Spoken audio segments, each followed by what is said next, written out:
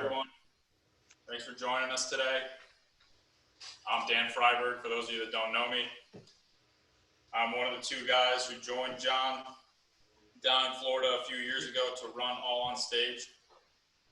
While I'm sad that we can't do a real in-person gathering due to the circumstances, I'm glad we can at least do something to honor John, to hold us over until we can do it in person. I won't speak too long because I know there are quite a few others that would like to share a few words.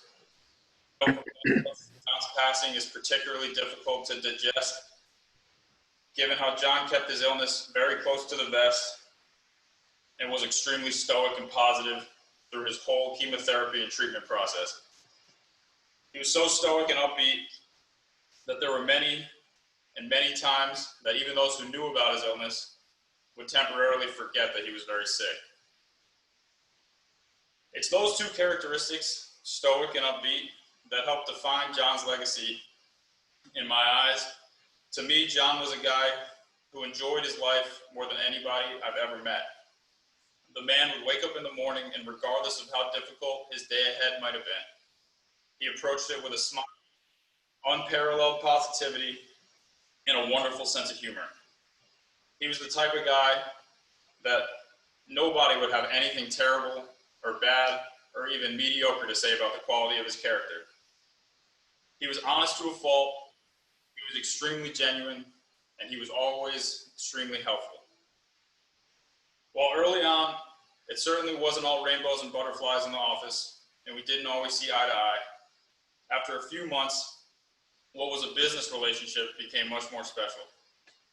During these last couple of years, and the better part of our time with John, we didn't see John as a business partner.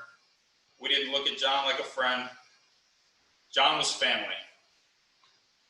I'll miss waiting for him to show up at the shop every day just to say hi and exchange some laughs. I'll miss him calling me almost daily, or sometimes 20 times a day, with some new idea or to talk about a gig. I'll miss the appreciation and admiration he always gave me, whether it was warranted or not, for handling a gig a certain way, or even just for working hard. I'll deeply miss him. I love you, John.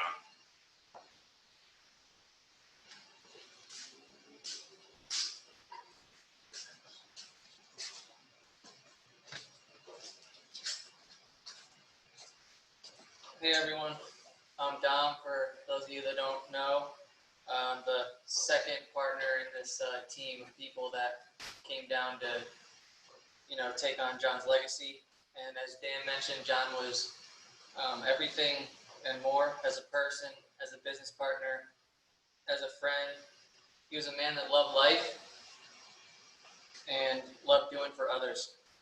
In only 3 short years, we've been through a lot, highs and lows. And through it all, John was all smiles with a corny joke for any situation. His spirit and demeanor are going to be sorely missed, but his outlook on life will continue on. He had a one foot in front of the other attitude, and he made things happen. There's not much else I can say that everyone here doesn't already know about John. He left us far too soon, and he'll be sorely missed. But I think we can all agree that he lived life to the fullest, and he'll continue to do so up above. Love you, John.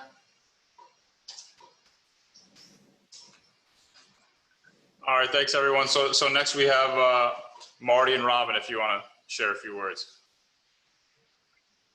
All right, my name is Dr. Marty Roach, and I was John's personal physician through the years, and more importantly, in the last several months when he was going through his situation with his disease. As I think about this, and if this was an Irish eulogy, we would be having a wake, and we would be drinking and celebrating life. So we'll kind of proceed with that kind of an attitude, because John would have wanted that way. He always wanted to enjoy life and enjoy the good things. And so what can I say about John DiLorenzo? Well, the Italians gave us some great people in the world. They gave us Leonardo da Vinci, Michelangelo, Enrico Fermi, Galileo Galilei, and Marconi, but then they gave us John. He was one of the more incredible people that I ever met in my life, and it was a pleasure having met him. He gave new meaning to enjoying life, enjoying music, enjoying sports, enjoying flying, enjoying sailing, enjoying everything in daily living. And he taught me how to enjoy life and share the meaning of a good life and the good things in life. As previously said, and Dan stole my thunder somewhat, because he pretty much said the things I felt too, that, you know, he always saw the good in people, and he saw the, you know, the good things in life, and he always tried to make things better for most people. The less fortunate, he would help, and he would go out of his way to help and guide anybody he could, and do whatever he could for anyone. He was a hard worker. He, you know, we knew John would get up at 3 in the morning and drive all through the night to a job, and even spend days going to a job at a distant location. No job was too small for him, and if he couldn't handle the job, he would try and give it off to a friend or give it to somebody, so that, you know, if he couldn't do it, somebody else benefited from it. So, you know, he was good at helping, you know, everybody he was involved with. Also, as Dan said, I don't think he ever said a bad word about anybody. I think I can never remember John speaking ill of anyone. On the contrary, he would praise people for being, you know, good at what they were doing and good at who they were. He was a great musician. I think John personally was one of the most talented musicians and entertainers I ever met. And I can think of numerous times we went with him to many of the great occasions in Lynn University and other places where there was good music, good talent, and John was always a part of making all that happen. And I think at Lynn University, almost all the acts went off on, you know, without a hitch. You know, he always made things run smoothly, sound systems and so forth. He was really a Renaissance man. It wasn't anything he wasn't worth trying. He'd try his hand at everything. I can remember years back when he got involved in a business down in Mexico where he was going to do a fish processing plant, and he bought the boats and hired the Mexicans and bought the plant, and spent a lot of money getting it up and running, and then a hurricane wiped it all out. And you know, he just picked his boots up and kept going. So nothing stopped him. You know, he just kept trudging on, and it was interesting, you know, to watch John over the years build his music business and his, you know, he would invest in real estate and had good days and bad days, good years and bad years, but he kept plugging along, and you know, just try to make things better for everybody and himself for the future. And it's kind of sad that he worked so hard and really only had a few months after retiring to enjoy it. But I think every minute of every day, John got the most out of it, and even at night in his personal life, he got the most out of every minute. You know, we could all learn from his example of how to be a better human being in this world that we all share. I think it was good to have known John as a friend. I think our lives are better to have known him. He may not have been the perfect human being, but he sure set the bar very high as an example of how to be a good human being. He was the gold standard, and we should conduct ourselves as human and use him as our example. But we are all better for knowing him. We're going to miss him until we meet again. Love you, John. Robin? It's too emotional.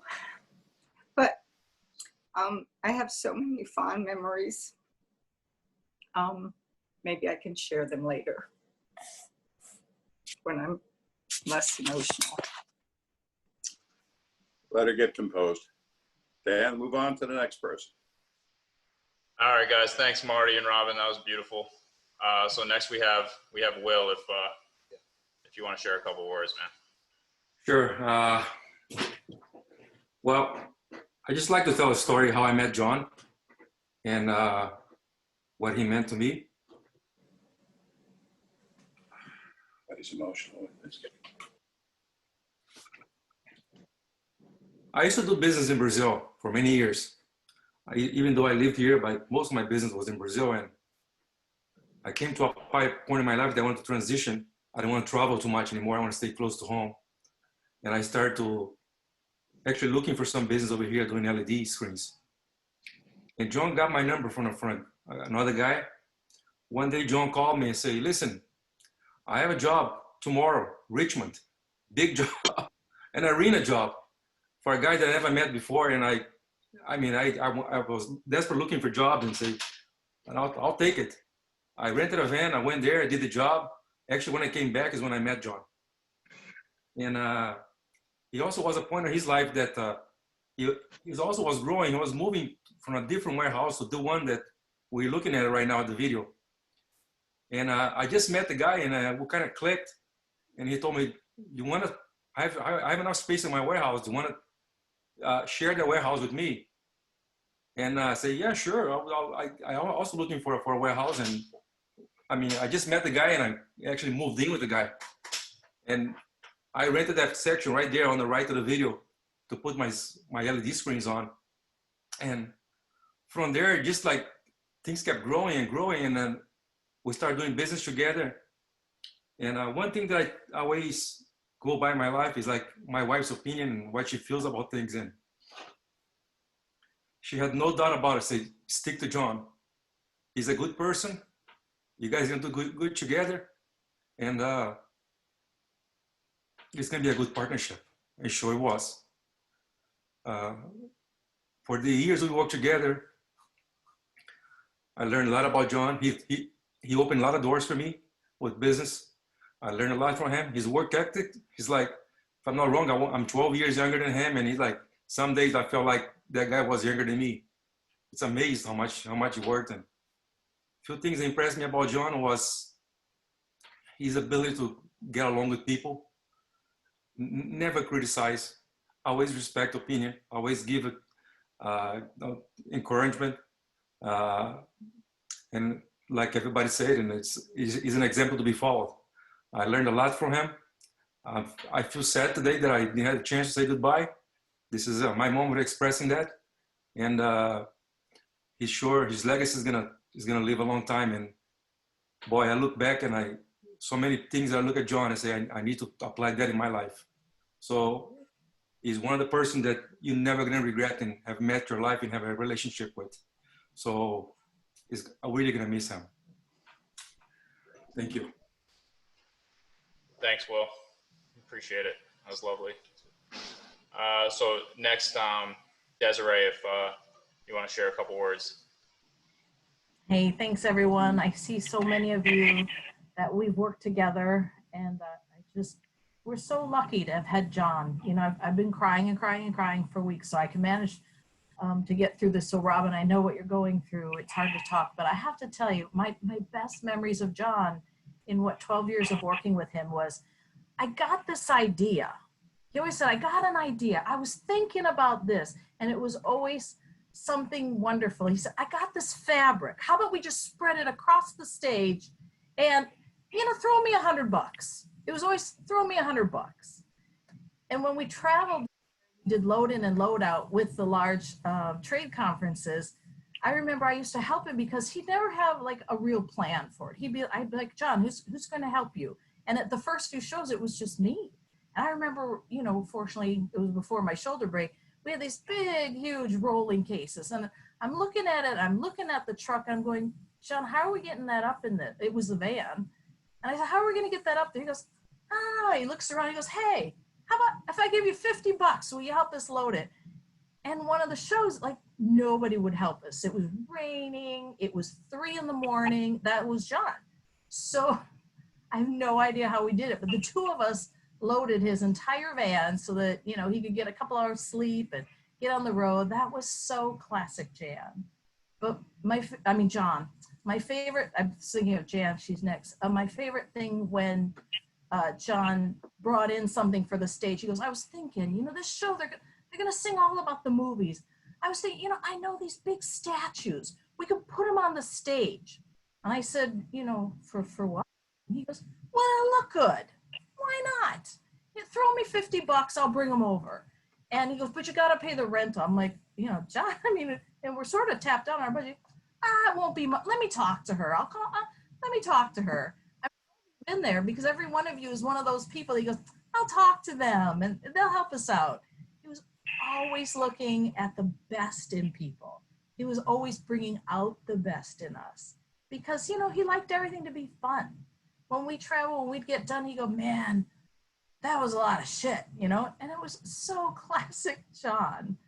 everything was last minute, everything was a rush, but it always got done and it always was wonderful. Like when I saw those two big gold statues on the stage, it really made our theater look better. Like it was better. I was like, John, he goes, I know. You know, that was John. And you know, every one of us was touched by that. And that's what I want, and I'm hoping all of us remember, is to find joy in everything, to look for it, because he wanted to laugh. When I last spoke to him, he never told me he was sick, but I guessed because he didn't look well at our shows in January, February. So he wouldn't talk about it. He said, I don't want to talk about it. I said, okay, I just want to know how you are and if you need anything. He goes, I'm great. He goes, you know, I was out on the boat, you know, I have peace, my apartment looks great. He was always looking for happiness. And I think the fact that he didn't tell us what was going on meant that he wanted us to laugh. He wanted us to have some fun.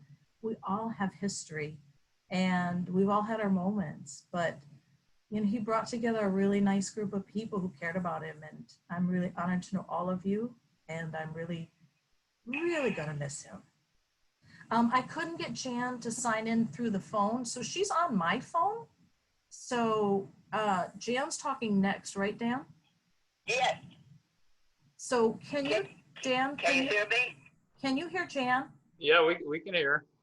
Oh, great, Jan, they can Okay. hear you. Good morning, everyone. It's with a great deal of sadness that we say goodbye to John. He was such a special guy. I knew him, I think, probably longer than anybody because I knew him back 40 years when I started my theater, and he had his music shop. He was always helpful. I always called him with a problem with the instruments, or problem with maybe having players, shows, etc. And he was always helpful. And then finally, when we had our own theater about 15 or 16 years ago at Lynn, I brought John over as our tech director. He always could solve a problem, no matter what it is. Picking out furniture from Miami, or getting this or getting that, John could solve the problem. And that's very, very helpful. I see his twinkly blue eyes, always had fun, never was disagreeable, never said, well, I don't know about that. Never. Okay, I'll get it done. We can fix that. And he was just so helpful and joyful. We're going to miss John a great deal. I talked to him about 5 days before I heard about his death. And I said, John, where are you? And he said, oh, I'm in Carolina. I'm in the mountains. I don't know whether he was there or not. But I said, are you having a good time? And he said, I'm having a great time. Well, that was John. And no matter where he goes, I can see those bright blue eyes twinkling, and I'm certain that he's going to make it a better time for everybody that he's around. Thanks so much, John, for being our friend and our colleague. And thank you, everybody, for listening. Thanks, Jan, and thanks, Desiree. I appreciate it. That was really nice. So next up, actually in our warehouse, in the flesh, we have Michael, who wants to say a couple words. This is a very bittersweet moment for me. As everybody knows, you know, John impacted a lot of people's lives. For me, being in school at FAU, I was given the opportunity to meet John during one of the events after school. We had to go pick up some equipment, so I had to go to the store, which everybody knows John's music store back in the day. That's where I went to get any equipment I needed, because the Guitar Center didn't exist back then. And in doing that, me and John had a great relationship. And at the time, at the church that I was at, I was over the sound and the video and all that stuff at the church. And anytime I had any issue, I was able to call John. He would walk me through it over the phone, and sometimes even showed up to help out. And one day, John offered me the opportunity to come with him to do some events. And I remember him putting me out on a job and showing me about 8 different tents that I had to set up small sound systems in. And halfway through setting them up, I look around and I can't find John. And I call him on the phone. He's like, hey, I'm headed up to Pompano to do another event. So I found out he left me at the job to set up all these things and didn't even give me a heads up. But the funny thing about it is he already knew the love that I had for what I was doing and that I'd be able to get the job done. And that was the beginning of a beautiful relationship between me and John. And from that point on, he connected me to a lot of other people in the industry, and I was able to consistently see the kind of relationship he had with other people and the impact he had on all those other people's lives. Through those experiences, John and me spent plenty of times together where he sat down and told me his history, where he came from, all of the ups and downs he had in his life. And one of the great things that I was able to respect about him was even through everything he went through, he really appreciated it all and he didn't take it for granted. And he really felt that he fulfilled a lot of the things that he wanted in life. And everybody knows John was a very happy person, and that was genuine. Everybody that he went around knew him to be that way. And even in the midst of a bad situation, John would find some way to turn it around for the good. So that kind of wraps up everything that I wanted to say, but I just wanted to let everybody know that John will be greatly missed from a lot of people. So that's Mike. Thanks, Mike. So next, Marla, if you wanted to say a couple of words, go ahead. You guys are muted, so you just have to unmute.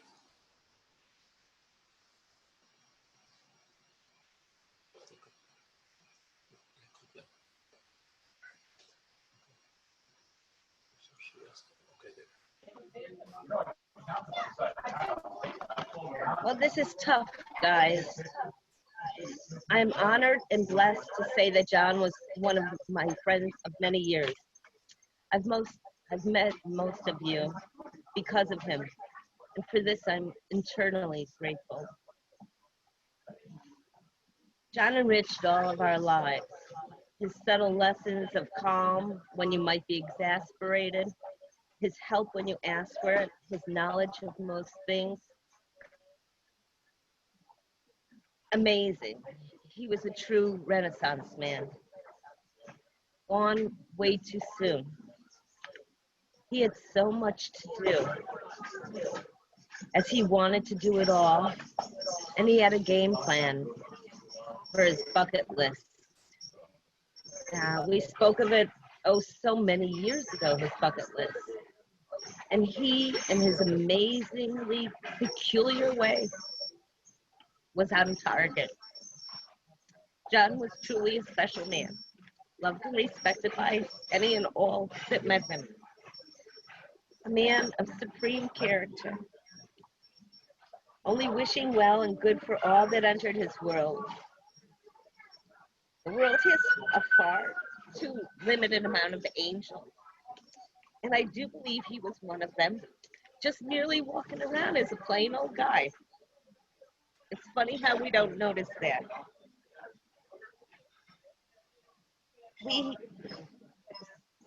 I had the bittersweet opportunity to sadly inform of his horrific loss, but each has such a beautiful anecdote, and many of you have shared that with me, that he was so loving, and each made such heartfelt, beautiful comments about the warmth and the integrity, which has been also stated a few times here.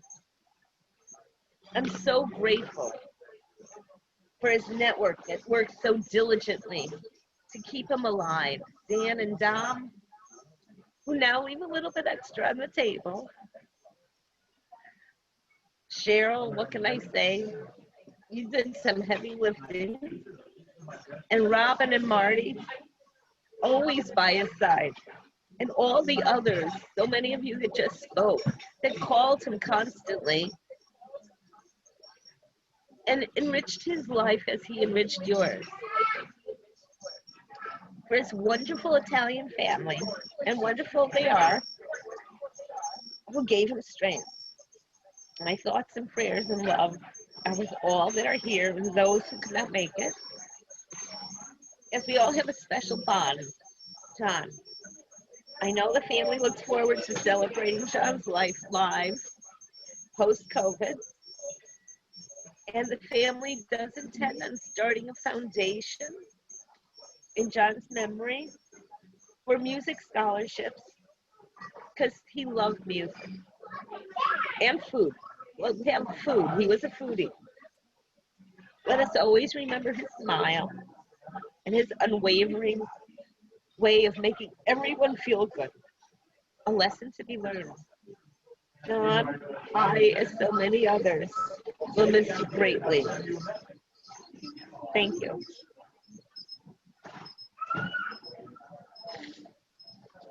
Thanks, Marla. That was really nice. Next, we have Cheryl, if you're with us. Want to share a few words? I am, Dan. Can you hear me? Yeah, we can hear you. Thank you. First of all, if I can, John loved each and every one of you. Hang on. I'm going to pull myself together. Again, he loved life. You guys have just said pretty much everything. And he wasn't finished. He had plans. And life got in the way. But this is really hard. You guys just know how much he loved each and every one of you. And, you know, I was so blessed for the last 20 some years to be in his life. And then when I found out just 4.5 months ago that he was sick, I told him, I will do anything you need. I want to be there for you. And we laughed and we had a wonderful time. And I will miss, and good morning. He always had a smile, always. And I will tell you a very funny story. The very last night when we stayed at Marla's, and Marla can tell you this also, is that he was barely talking and he was in distress. But he did not lose his sense of humor. I said to him, please say it loud. And he said, I'm black and I'm proud. And I mean, he had a sense of humor up until the end. And these are the things that I loved about him.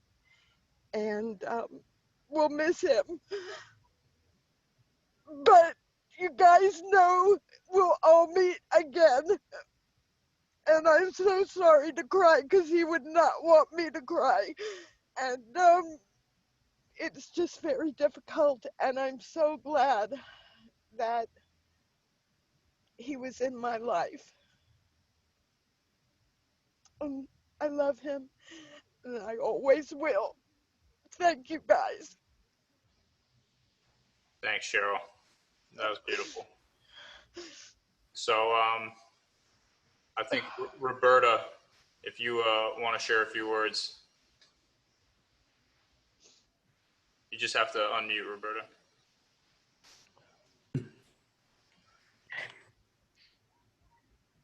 So John and I met when he decided that he wanted to sell his beloved company, All on Stage, which was such a perfect profession for him. John was fulfilled by seeing folks happy, enjoying themselves. And being able to share his blessings with them. So what a better venue. Oh, I'm sorry.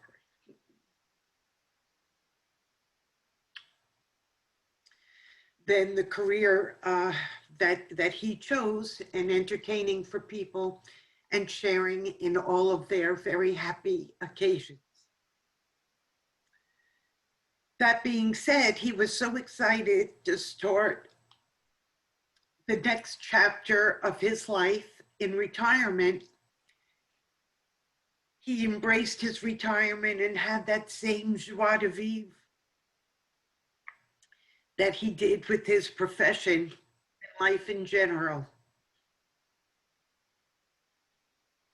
He started golfing, diving, sailing, fishing, using his own boat, and spending time with his friends and family.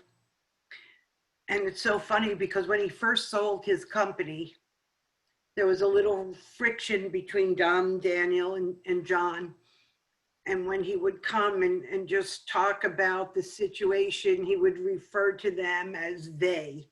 It was always they this and they that.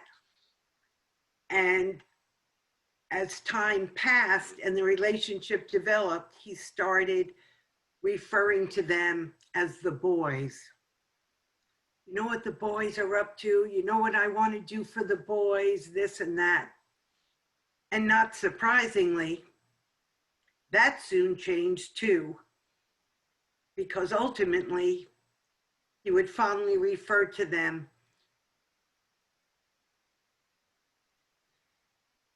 as my boys.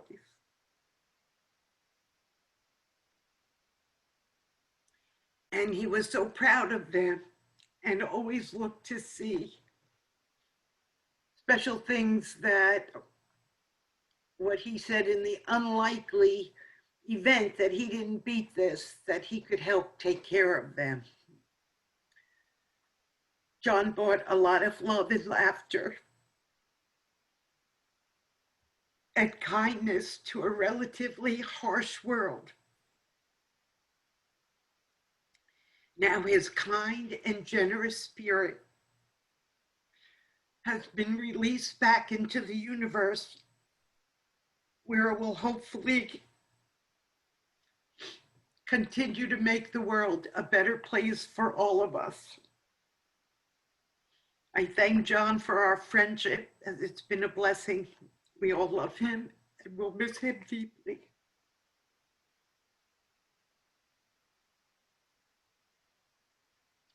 Yeah.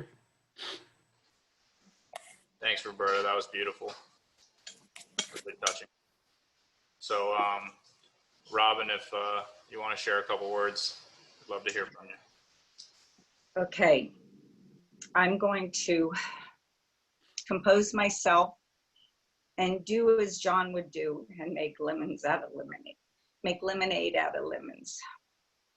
And I'm just going to reflect on one of the many adventures that we were lucky to experience with John. So Marty and I had left Florida, and we were escaping a potential hurricane, much like what's happening today, ironically. And we had gone to Boston.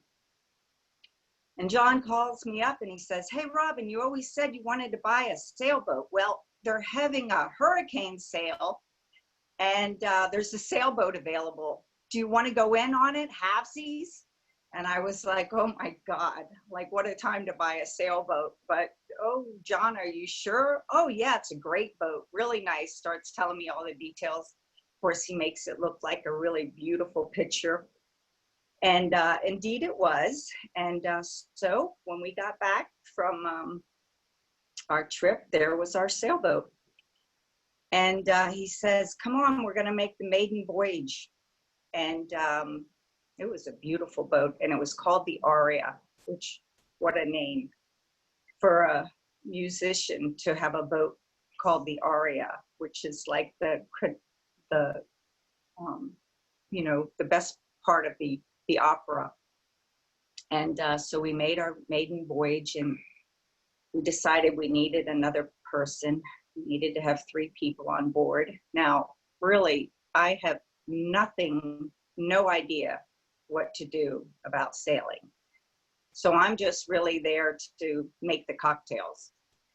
But anyway, between these two guys and a little bit of prompting from John telling me to grab that line, you know, watch your head and all of that, we managed to, you know, get this boat from point A to point B, and had a great time, conversations and everything, had a great time getting there. Once we docked and we got off the boat, we noticed that it had been wrecked in the voyage, and we were totally clueless as to how that happened. None of us remember anything happening. And but that's how everything was with John. He was like, hey, the good thing is we got it from point A to point B, and we'll fix that up, no problem. And we're gonna have some great times on this sailboat. Well, funny enough, every single time we took that sailboat out, there was always a problem with it. Either we ran aground, or the engine failed, or there wasn't any wind and we were left sitting out there. But it didn't matter, because John always made it a good time, no matter what. No matter what, it was always a good time for John. He was always like, it'll work itself out, it'll get better. And that's what I'll always remember, that he always made lemonade out of lemons.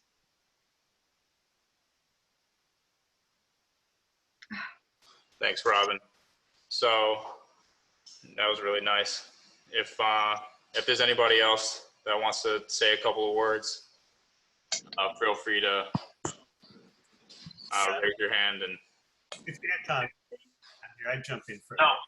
You sure? Yes. They can see you in the screen. No, Okay. hang on, Mike. I think we got Dom Senior on the phone, and then we'll have you go after, if that's okay. He doesn't, I don't think he wants to talk to you. Oh, okay, so that was just unmuted. All right. Hey, Mike, if you want to say a couple of words, by all means. Right.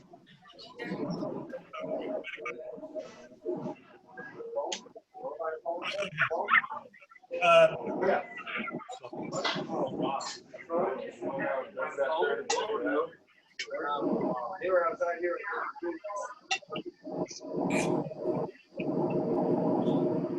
lot of noise there. Let's see. Should I go? Yeah. Right, so I probably knew John longer than anybody here. We were in high school together. He was in one high school, I was in the other. And we met, I think we were about 16, at a mutual friend's house. He was there, John was there with his motorcycle, and I was there with my new Chevy Impala. And we were hanging out. And John starts getting on, he gets on his hands, he starts walking on his hands, and walked around my friend's house, all the way around the house on his hands. I thought, well, that's pretty good. Because that was the first day I met him. Eventually, he and I bought a boat, John's first boat, and we bought it in Westport, which was about 40 minutes away from where we lived. We picked it up in the afternoon. It was a sailing canoe with it was a canoe pontoon type thing with a 20-foot mast, two mainsail and a jib. And he wants to sail it back from Westport to where we lived 40 minutes away in the afternoon. Neither of us knew how to sail. So I said, I don't think that's too smart an idea. We should probably get a trailer. But he was ready to just freaking take the thing out there and brave the ocean and try and get it 40 miles, not knowing how to sail in the late afternoon. So that was John with the boating. We had many boating experiences. They were all stories. John always had a lot of stories. Mainly things that didn't go right, but you know, they had an angle to them.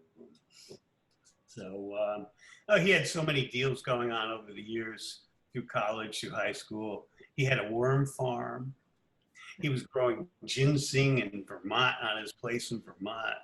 He had houses, he had land. He failed at many things. He got screwed by many things. He'd just get himself up and back on his feet, and really admired him for that and had fun the whole time doing it. Yeah, I'm gonna miss him. He talked us into moving to Florida. He's the one who got us to move here after I retired in New York. Work hard, play hard. That was John, and we're gonna miss him. I guess that's about it. I'd like to say something, but I think I can by now. I just got here. I'm his partner. I met John the same month. I met him in 1984. I stayed in a house in Connecticut. It was like the third date.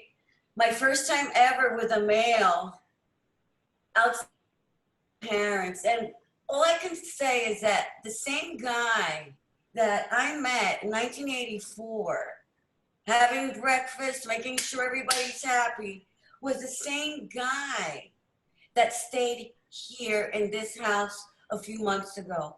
And I say that because, well, okay, fine. But he's in the business of creeps.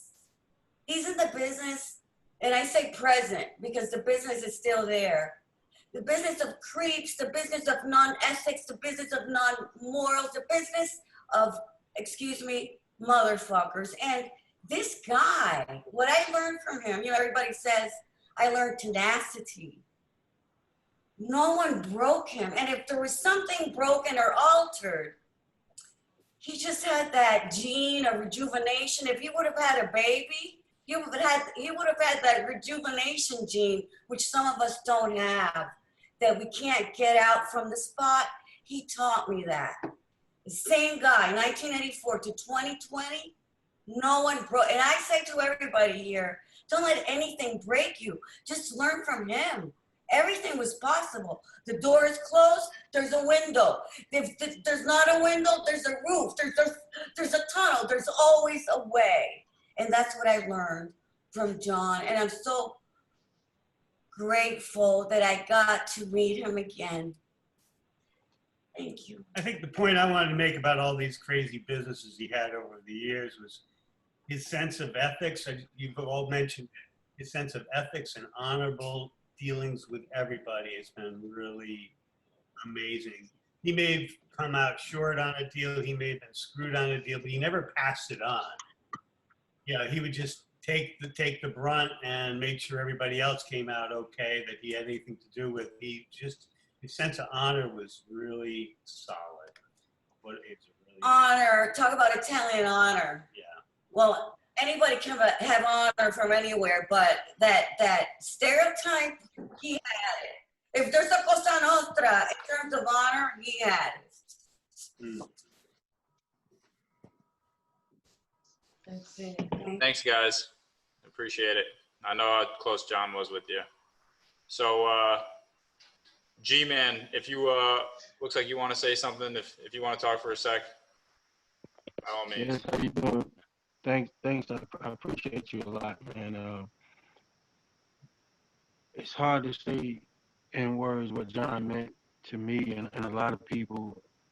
John was the type of guy that had the adaptability and to change people's lives in an instant. You know, for about a good month or so, I came back off the road and things had changed in my life, and John just happened to be somebody that I ran across that I had knew for a few years doing shows, doing a live event, and the sound, just before the show started, the sound went out, and nobody knew what could be done, but we called John like maybe 15 minutes before the show started, and John showed up in about 10 minutes with 5 minutes to spare, and he worked a miracle in that park. He just turned it out, and we was friends ever since. And you know, he knew me of being a part of the rock bass group, you know, and that type of thing. So it was always sound, it was always music, and I could talk to him from time to time, and we grew a nice camaraderie, if you will. But just this past June, you know, we had a conversation. We was talking, and I went last night because I just found out this morning what happened. So it kind of shook me to my core because I was wondering why I hadn't heard from him since the latter part of June. And now I realized that, you know, what was going on. And in the last conversation I had with him, I was trying to purchase the house that he was working on up in Miami that he was selling. So me and my wife was talking to him about getting that house. He was telling me the procedures and what to be able to do. So, and I didn't hear from him no more. But I'm a very spiritual and praying person, and I just know that I know that he's okay, because, you know, he was there for me, and he always talked about the boys when I was staying at his condo, at his new condo. Had just got finished. I literally was helping him take the pieces of construction that was left behind out of the house with him, and helping him move his stuff from his old house to the new condo that was refurbished. And he was so proud of it, and I thought it was such a beautiful project and how it turned out. We'd sit up for late nights. And me being a chef, I was cooking, you know, I'd be cooking, you know, just doing things with him that, you know, guys do, hanging out and just watching movies and just talking about past things and things they want in the future. He was speaking so much stuff into existence that's happening for me now. And he told me how to stay. He told me how to stay grounded and how to get things going. And excuse me, y'all, so I'm a little choked up here, because, you know, it's very rare that you can get a man that can take you on and take on your problems and make it seem like anything is possible, and everything will work out. Even though he was going through what he was going through, he talked to me like this about his boys. You know, he was so proud of them, and I was able to meet them and go over there and see what they was doing with the place and what they was doing with the company, and he was just so proud of them, like they was his kid, his sons, and I just commend him on that, because he was showing me ways that he was gonna make sure that they was able to do what they needed to do if anything happened to him. And this is one night he was telling me about when we went to look at his boat, because he was getting ready to come home. He's going to bring his boat home, and I had to leave to go out to Texarkana or somewhere like that, and I still to the day I still got suitcases over stuff over his condo, and he was just talking about, that's all I can talk about, how he loved people unconditionally. You know what I mean? He didn't have bad words to say about nobody, and it's rare that you see that in a person, because everybody has somebody they just don't have the knack for, but he had the knack for everybody, and he accepted everybody for who they was unconditionally. He didn't go and try to change you to be something he wasn't, that you wasn't, and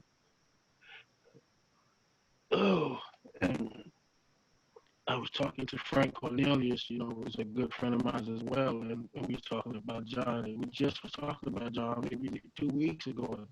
About 2 weeks ago, we was talking about him, and I said, yeah, I've been trying to call him, and I hadn't reached him, but he did say that he was going to North Carolina, and he was going out to the Carolinas or something, to do something out there, to hang out and enjoy it. And I said, okay, that's fine. But knowing John, I knew it was much more than meets the eye. He wouldn't let on to how much he was hurting, because he'd take on your problems, and because he didn't want to see nobody hurt, and he would really go above and beyond measures. But the one thing that stick out with me is how much he loved y'all guys over there, man. At the company, man. You know, all on stage, he just loved y'all boys, man. And that's what's his favorite thing. The guys, my boys, what they was doing, and he was like, I'm trying to find ways that they can buy this company and the easy transition. You know, all that getting all the other stuff was just all so positive. He was just basically wanted y'all to be like just taken care of and don't have to worry about nothing. And I thought that was so commendable, because when you get somebody and look in their eyes and know that they genuinely love somebody that's not kin, and can really speak about them like they are blood, because I always say family is in the love, not the blood. You know what I mean? And he was a testament of that. So I just want to say I miss him. I'm gonna miss him. I love him, And I appreciate you guys over there too, because just looking at the hard work and work ethic that y'all have, man, it make anybody that's a dad or anybody that's a business person, anybody that has self-awareness about life in general proud. So God bless you, John. We're gonna miss you, and I love you. We all love him, and he loved all of us. Thank you. Thanks, Gman. I appreciate it. That was really nice. If there's anybody else that wants to speak, most people are muted. Feel free to raise your hand. All right, looks like Elise wants to say something.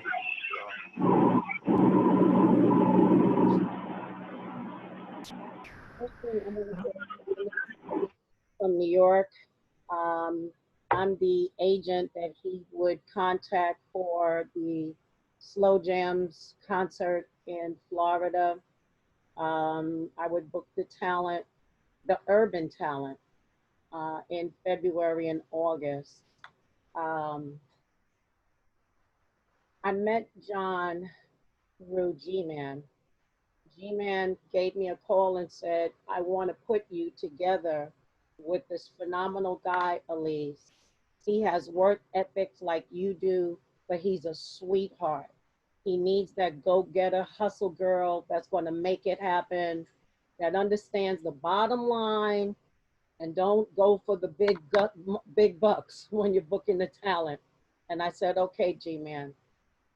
When I met John's voice was at like a number 1. And I said, my God, this man he's a gentle giant.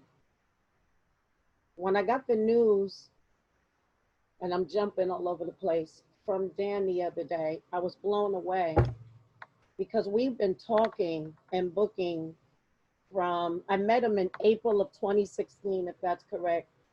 And we started doing shows in 2017. Every time we booked, he would get on the phone, hey, Elise, you know what? In the most soft, sweet voice, I need you to get Earth, Wind, and Fire, the biggest acts with the small budget from the city. But we try to figure out how to make it work. When I got the call from Dan, the first thing that came to my mind was, I heard the word gentle giant, gratitude, grace, and blessings. When I met John, I was going through a transition in my life. The entertainment business goes up and down. You meet adversity. You're here today, gone tomorrow. If you have your hit artist.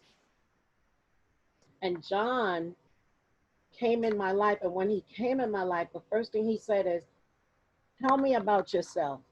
I want you to come down to Florida. And I said, I can't travel and move around. I've been diagnosed with lupus and I can't, it's hot. He said, I'm gonna come up to New York and I'm gonna meet you. And he did. We went and had Japanese food. He said, I want to see where I'm spending my money. And we just connected. Sweetest guy you can meet. I heard so many great things from everyone today that I can echo. But when I think of him, I think of a gentle giant, a man who is tall and strong, but has a quiet and mild nature. He is the consummate nice guy, a gentle giant who is thoughtful and caring. He always was concerned about my mom, concerned about my health. And before we would start a booking, I would say, John, let's pray. He said, oh, okay. And he would let me pray. He called me March for my birthday, wished me happy birthday. And he said, would you pray with me? We prayed. And then I heard from him right after COVID-19. Actually, COVID-19 hit on my birthday. So I think the week after. And he said, I'm just checking on you, Elise. I'm just checking on you. He's just that kind of guy. you know? So I don't mean to ramble. I'm just sharing from my heart. I'm definitely going to miss you, John. One of the sweetest guys I've met in the entertainment business. And I've dealt with a lot of horrific people. And it's a blessing when you work behind the scenes and on the front lines. And you can meet an angel, meet someone that's a gentle giant with a sweet heart that's got your back and that will support you. A woman in business, a Black African American female in the music business, very difficult. And I'm going to be 100, very difficult.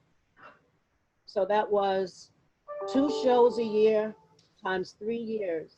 Hey, Elise, I don't want to interrupt you. We only got a couple minutes left, and I have this slideshow we put together of all these pictures of John. I want to just run those for everybody, if that's okay. No problem. Go ahead, then. I appreciate it. Thank you. Yeah.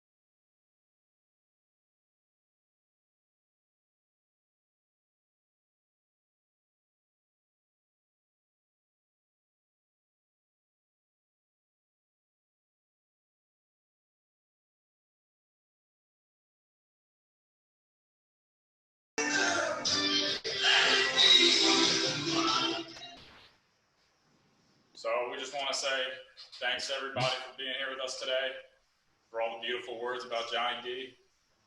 You know, he was one of the more special people to ever meet in this lifetime, and you know, we're extremely grateful to have gotten to spend the better part of the last 3 years with him, and we'll miss him dearly, and you know, hope to, through all of you guys, you know, along with us, continue his legacy. Yep. Thanks, everyone.